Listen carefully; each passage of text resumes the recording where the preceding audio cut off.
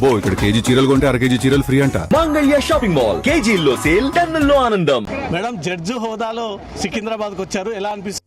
Saint Patrick స్కూల్లో మా ఇల్లు అయితే, పేరెంట్స్ ఉండేది ఓల్డ్ సిటీలో. స్కూలింగ్, కాలేజ్ అంతా ఓల్డ్ సిటీ జరిగింది. ప్రతి year Secunderabad Bonalu, old city Bonalu attend అవుతాను. అడ్వకేట్గా, జడ్జిగా కూడా ఏ ఇయర్ మిస్ అవ్వలేదు. ఈరోజు మార్నింగ్ కూడా 4 గంటలకి ఫస్ట్ దర్శనంలో పాల్గొన్నాను. తర్వాత మళ్ళీ ఇప్పుడు ఫ్యామిలీతో వచ్చాను. ఈ ప్రేయర్స్లో పాల్గొనడం చాలా హ్యాపీ ఫీల్ అవుతాను. అందరూ బాగుండాలి అని ప్రే చేశాను. అది జడ్జి హోదాలో అమ్మవారిని దర్శించుకోవడం బాగుందా, ఒక సాధారణ భక్తురాలుగా దర్శించుకోవడం బాగుంటుందా? జడ్జ్ హోదాలో దర్శించడం బాగుంది. ఎందుకంటే అడ్వకేట్గా ఉన్నప్పుడు 4 o'clock లైన్ నిల్చుని వస్తే దర్శనం అయ్యేసరికి నాకు 6 అయ్యేది. జడ్జిగా ఇమ్మీడియట్గా ప్రాంప్ట్గా అవుతుంది. మన ఎండోమెంట్స్ డిపార్ట్మెంట్ అంతా కూడా రెస్పాన్సిబుల్గా మాకు అటెండ్ అయ్యి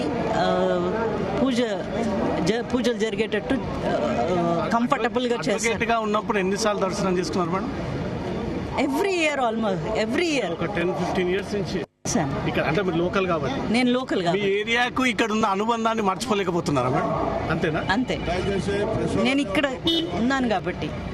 అక్కడ ఓల్డ్ సిటీలో కూడా మా పేరెంట్స్ హౌస్ ఉంది కాబట్టి, స్కూలింగ్, కాలేజ్ అంతా కూడా అక్కడ జరిగింది కాబట్టి అక్కడికి వెళ్తాను.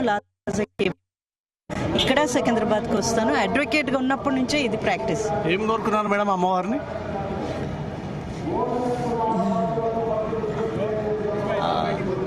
అందరూ బాగుండాలని కోరుకున్నాను. ముఖ్యంగా బాబు ప్రశాంత్ విషెస్ అన్నీ కూడా ఆయన కెరియర్ పట్ల, నా కెరియర్ పట్ల, ఆయన వైఫ్ కెరియర్ పట్ల, కాబోయే పిల్లల పట్ల అంతా మంచి జరగాలని కోరుకుంటున్నాను. మేడం, చాలా మంది పిల్లలు ట్రెడిషన్ తప్పి ఉన్నారు. ట్రెడిషన్కి రావాలంటే ఇలాంటి సందర్భాల్లో రావాలి. యాజ్ ఎ జడ్జిగా మీరు ఏం చెప్తారు మేడం యువతకి? యాజ్ అ జడ్జ్గా నేను యంగ్స్టర్స్కి, యూత్కి చెప్పేది ఒకటే. ఎప్పుడు ఏ మీటింగ్లో వెళ్ళినా కానీ చెప్పేది ఒకటే. లేవగానే ఫస్ట్ ప్రేయర్స్తో డే స్టార్ట్ చేయండి. ప్రేయర్స్తో డే స్టార్ట్ చేయండి. మీకు డైరెక్షన్ హోల్ డే ఆటోమేటిక్గా వస్తుంది. ప్రేయర్స్ చాలా ముఖ్యము. మీ కాన్ఫిడెన్స్ వస్తుంది. మీరు ఎలా డే అంతా మీ సమస్యలు, మీ ఛాలెంజెస్, కెరియర్ ఛాలెంజెస్, వర్క్ ప్లేస్లో మీ దగ్గర పనిచేసే వాళ్ళతో ప్రాబ్లమ్స్, ఇవన్నీ కూడా ఈ ప్రేయర్స్ ద్వారా ఆటోమేటిక్గా సాల్వ్ అయిపోతాయి. జనరేషన్ పెరుగుతున్న కొద్దీ పాత ట్రెడిషనల్ని, పూర్వాన్ని మొత్తం మర్చిపోతున్నారు మేడం. ఇలాగా జడ్జిగా ఏం చెప్తారు? యాజ్ అ మహిళలాగా జడ్జిగా there is lot of power in prayers అని చెప్తాను.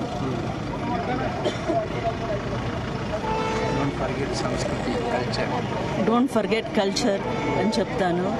కల్చర్, ట్రెడిషన్, కస్టమ్స్ అని చెప్తాను.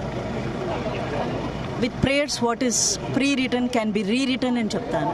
అన్ని రంగాల్లో మహిళల ప్రాధాన్యత ఉంది మేడం.